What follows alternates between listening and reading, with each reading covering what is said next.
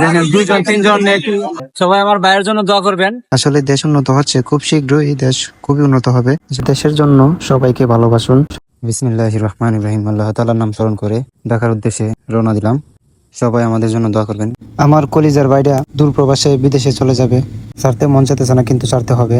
আমি ঢাকাতে চলে আসলাম। আমার ছোট ভাইটি হচ্ছে এমডি মঈনুদ্দিন, ওর জন্য সবাই দোয়া করবেন। বুকটা ফেটে গেলেও বাইকে ছেড়ে দিতে হচ্ছে।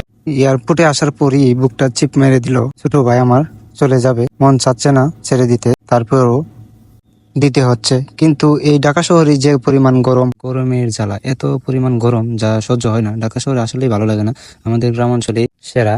তবে আমরা মানুষ সবাই বাঙালি, বাংলাদেশের মানুষ যারা দূর প্রবাসে যায়, একটাই কারণ, মানুষ ভালো থাকার জন্য, ভালো রাখার জন্য। একটা পুরুষ নিজেকে ভালো রাখার জন্য মানুষ প্রবাসে যায় না, বাসা থেকে বের হয় না, কেরিয়ার গড়বে বলে।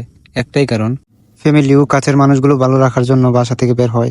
সম্মানিত ভিউয়ার্স, আমার ভাই চলে যাচ্ছে দূর প্রবাসে। সবাই আমার ভাইয়ের জন্য দোয়া করবেন। আমি বাইকটা এয়ারপোর্টে ছেড়ে দিতে আসলাম, মন চাচ্ছে না ছেড়ে দিতে, তারপরেও ছেড়ে দিতে বাধ্য। সবাই দোয়া করবেন আমার ভাইয়ের জন্য।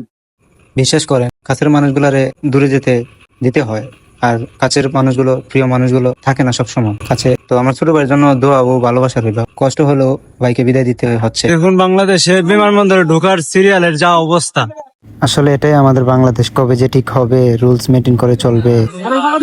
বাংলাদেশ মনে হচ্ছে সিরিয়াল বলতে কিছু বুঝে না বা জানে না। দেখেন 2-3 জন সবাই যাচ্ছে, 2-3 জন করে একই সিরিয়াল দিয়ে যায়। ফ্যামিলিকে ভালো রাখার জন্য একটা পুরুষ আসলেই পুরুষ নয়, সে হচ্ছে টাকার মেশিন।